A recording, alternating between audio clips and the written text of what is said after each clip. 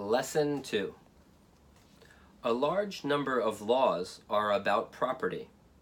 People feel more secure if they own things, if, within limits, they can do what they like with them, and if the things they own cannot be taken away from them without their consent.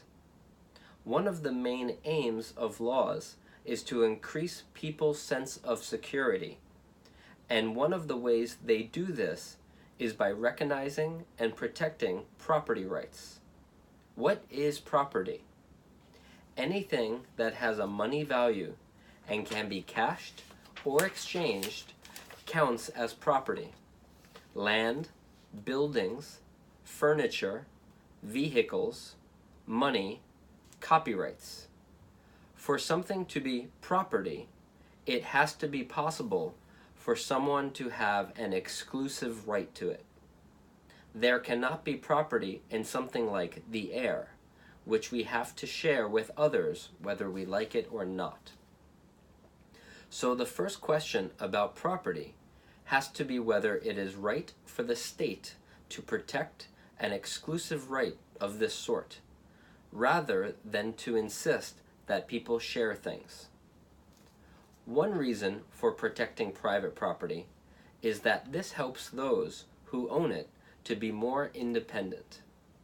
For this purpose, there have to be rules that lay down who owns each thing, who has the best right to it.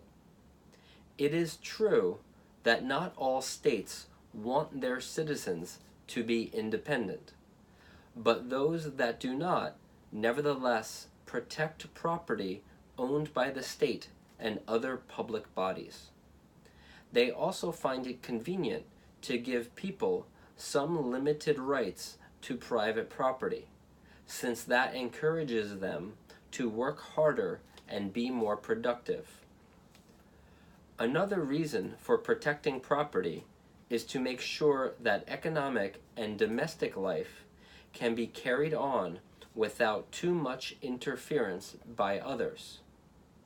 A viable economy and home life is possible only if people are not free to take things from others without their leave.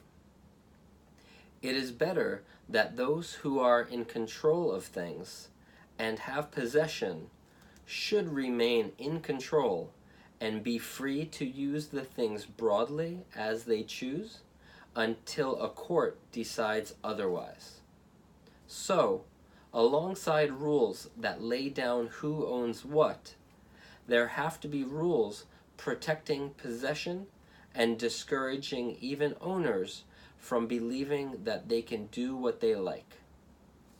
A third reason for having laws protecting property is that property laws can be used to create assets of a sort that did not exist before, such as patents and copyrights, and in what way reward originality and stimulate enterprise.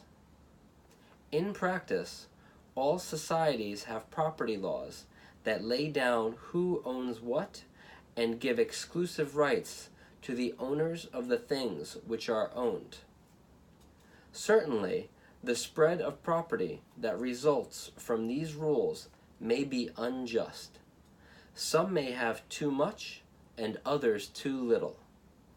But property laws are based on the view that even an unjust spread of the resources available to a society is better than a free-for-all.